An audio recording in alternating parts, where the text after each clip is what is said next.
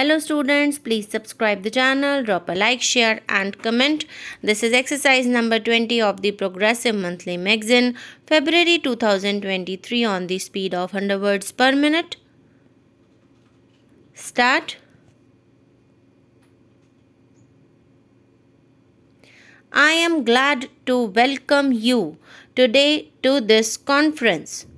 As you are aware, our object is to discuss problems of universities with special reference to the improvement of standards and coordination of facilities for higher education. It was my intention to call this conference in January, but on account of pressure of work, this could not be done. The problem we have met to discuss is not new, though it has acquired a new urgency after the attainment of independence. You are all aware that for the last 30 years or more, there have been persistent and at times well founded criticisms of our universities. The great increase in the number of students has been accompanied by a fall in the standard of attainment. Ill-equipped and ill-trained graduates have increased the number of the unemployed. Their indiscipline and lack of purpose have added to our difficulties at a time when the attainment of independence has posed great problems of reconstruction and development before the country. It was in order to examine the existing defects and make recommendations for the remodeling of university education in conformity with the needs of free India that the Radhakrishnan Commission was appointed in 1948. The Commission made a careful survey of the entire field and made recommendations for necessary changes in the academic, financial, and administrative setup of our universities in the new context. It redefined the aims and objects of university education and placed special emphasis on the establishment of proper relations between the universities on the one hand and the central and state government on the other. One of its basic recommendations was for the creation of a machinery for the most economic utilization of our existing resources by avoiding wastage or unnecessary duplication in the field of higher study and research. The problem of university education was also considered at the time when the Indian Constitution was being framed. There were detailed discussions as to whether university education should be made a central or a state responsibility. The Radhakrishnan Commission had recommended that the all India aspects of university education, the repercussions and interchanges necessary and desirable between universities, and the need or a national guarantee of minimum standards of efficiency required that university education should be a concurrent responsibility of the center and the states. The Commission had mentioned that coordination of facilities in special subjects be of the governments. The coordination of facilities in higher education and the maintenance of standards of university education is thus an exclusive central responsibility.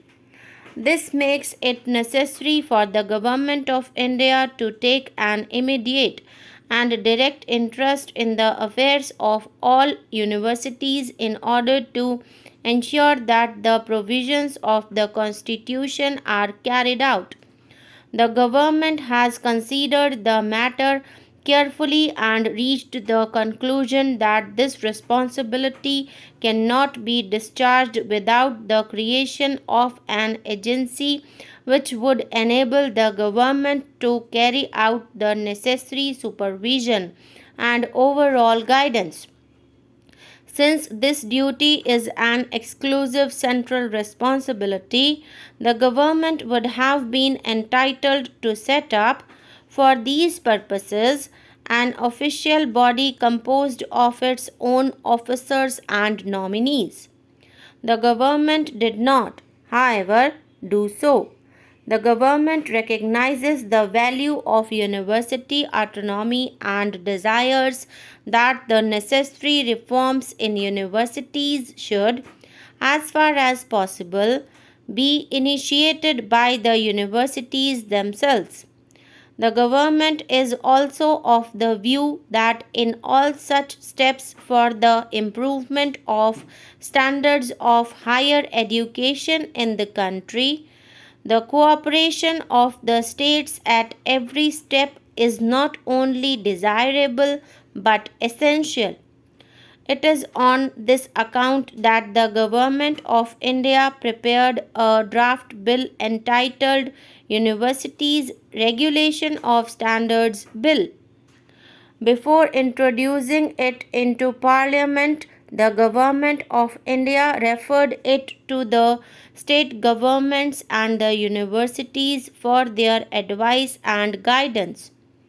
I must confess that I have been somewhat surprised by the response of the universities to this gesture of cooperation by the central government. The Inter University Board, in its Madras Chennai session, has expressed itself against the bill and raised doubts about its purpose and provisions.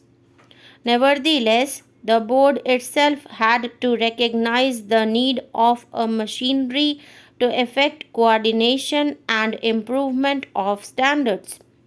In view of this recognition, the suggestion that the draft bill indicates a desire of the Government of India to interfere with the internal autonomy of the universities is quite unfounded, and it is difficult for me to understand the grounds for such suspicion. As I have already said, the government could, if it so wished, introduce the bill without referring to the universities.